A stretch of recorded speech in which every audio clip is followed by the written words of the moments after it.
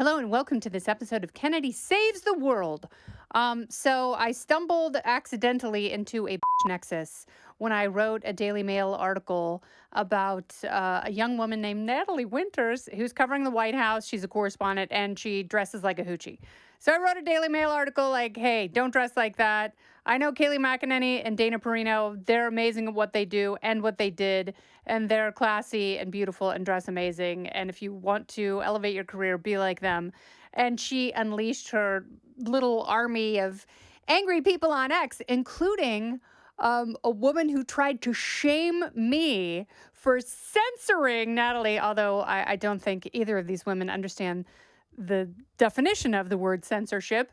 And she tried to shame me by posting my book cover from my 2013 MTV memoir, The Kennedy Chronicles, The Golden Age of MTV Through Rose-Colored Glasses, which happens to feature the best picture of me ever taken. It was taken by Mark Seliger, who is a very famous photographer who shot a ton of covers for Rolling Stone magazine. And so Mark had this idea during the shoot, which was very classy and upstanding, of at the end, because at the time I was an avowed, very vocal Republican in a very liberal era at a very liberal place, MTV. And so he was like, wouldn't it be funny if we photographed you on a donkey? And I said, yes, that'd be so funny. And he's like, wouldn't it be even funnier if you were naked and just putting yourself out there riding the donkey? And the person from MTV Press had gone home, and I'm like, sounds good to me.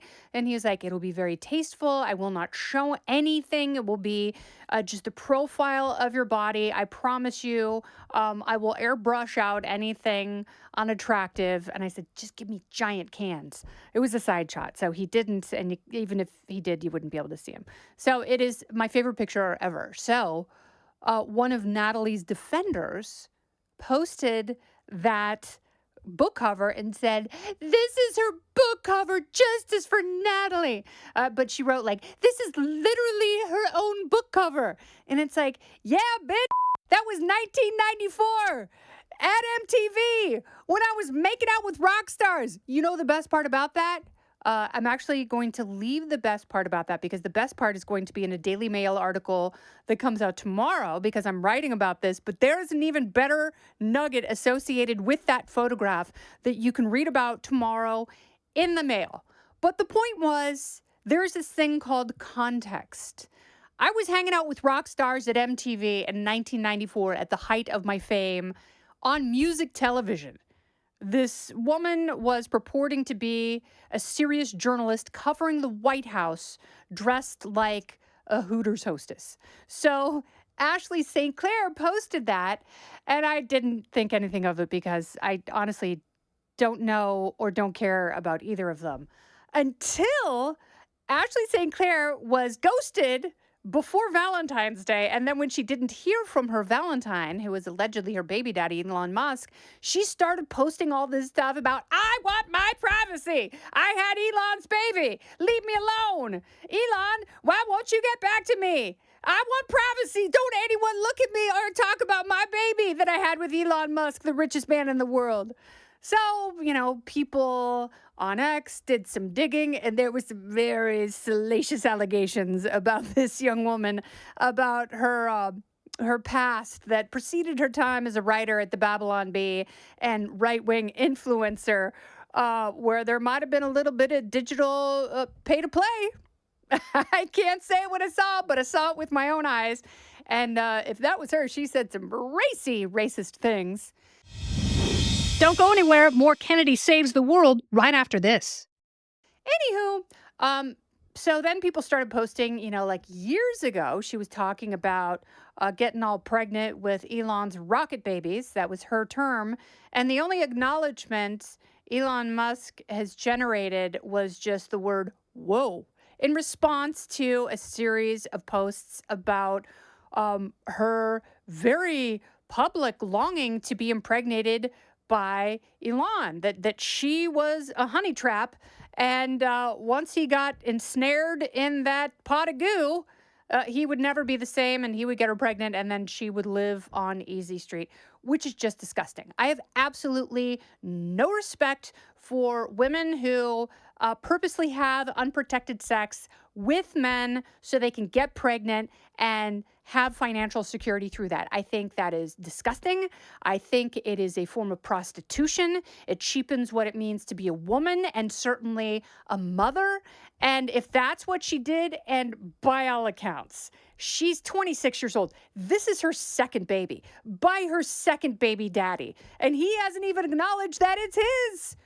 So she obviously was expecting something on Valentine's Day. That didn't materialize. So then she started posting, he fathered my baby. And of course, you know, he has an army of defenders.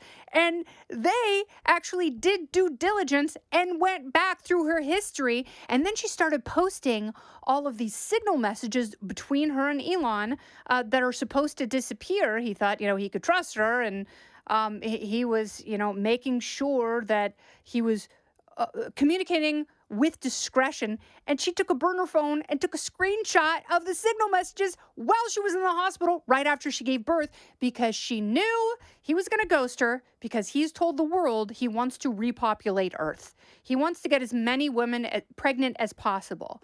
That is not a guy who's like, I just want to find the right 26-year-old who already has a kid and settle down with her. You know, I really want to uncomplicate my life. That's not what he's saying to anyone at any point. He puts NBA players and rappers to shame. So this was never going to be a long-term romantic pursuit if you have, as Elon would say, a pulse and two neurons. So apparently she didn't hear from him. So she goes public on Valentine's Day, starts posting all of the messages. So then her friends are like, oh yeah? You know, you're trying to, once again, be the moralist? Well, here's what you said about trapping Elon and having his babies and hooking up with him. So the receipts are out there. And, you know, for someone who is claiming, like, you better give me my privacy, I'm such a good, decent, conservative Christian girl, even though at times she says she's Jewish, which would be fine, but she got kicked out of Turning Point for hanging out with a bunch of anti-Semites. Getting kicked out of Turning Point as a right-wing influencer, that is a tough thing to do. They eventually let her back in the circle when she became really tight with Elon starting in May of 2023. But since then, I think it's safe to say that she has been properly ghosted. He has realized how crazy she is, and it's not worth it. So maybe from this point on, wrap that rascal, world's richest billionaire. And if you want to repopulate, do it with rational women who understand the agreement that you are both entering.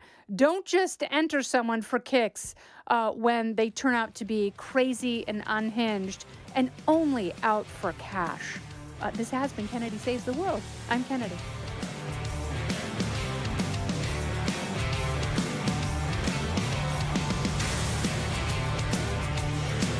Listen ad-free with the Fox News Podcast Plus subscription on Apple Podcasts, and Amazon Prime members can listen to this show ad-free on the Amazon Music app. Oh, go ahead and leave me a review while you're there. I'd love to hear what you have to say. You've been listening to Kennedy Saves the World on the Fox News Podcast Network.